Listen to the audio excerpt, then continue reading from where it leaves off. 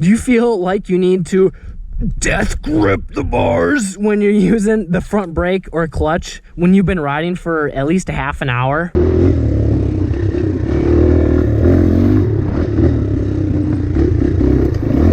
So if you're using more than 2 fingers on the clutch or the brake, then you're using too much energy and you don't have as much control as you normally would. Now, why is that? Maybe you've been to a motorcycle school and they told you, or they didn't tell you, not to use 3 or all 4 fingers for the clutch and brake. So if the clutch lever is really stiff, it's really easy to want to use all your fingers to pull in the levers because, well, it's just easier.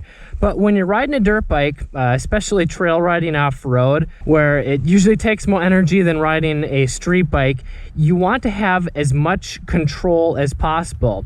Now, this doesn't mean that you need to be squeezing the handlebars, but if you're using all 4 fingers, then all you really have to control the bar is your thumb, and that's not much control because if you hit a bump, it's really easy to slide right off, and if you go like that, oh, you're going to lose control. The bars are going to turn sideways, and you're just going to go kasplat onto the ground or hit a tree.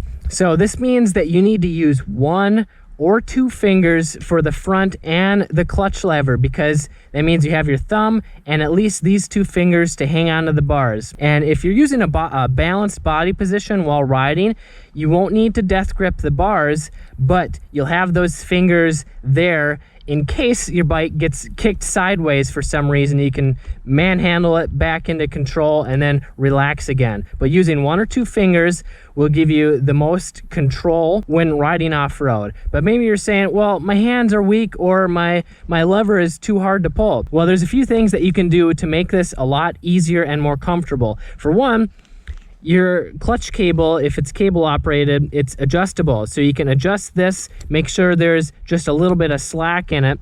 Or if it's an adjustable one, like this brake, it has a set screw here where you can adjust it so it goes in or out. If you have short fingers like me, you can pull it in, adjust it in more to the bars so it's easier to reach instead of having to go like that. But if it's too stiff, well, maybe your cable hasn't been lubed regularly. Now, it's a metal cable and it rubs inside of this rubber casing, and over time it dries out, and this makes it stiffer, harder to pull because it's rubbing on that. So you want to use some cable lube, spray down there every once in a while and use it, and this will make it a lot easier to pull because it's sliding with that extra lubrication. And if that's still not enough, well, you can buy an aftermarket lever that has a different leverage ratio, making it easier to pull. You can also go to lighter weight clutch springs, but then you run into issues of the clutch being more likely to slip. Now, you're going to have more control with 1 or 2 fingers on the levers, but if you've formed bad habits using the front brake lever,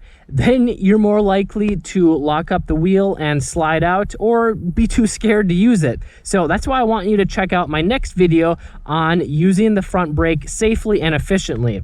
I'm Kelly Fager from Motocross Hideout. Learn more, ride more.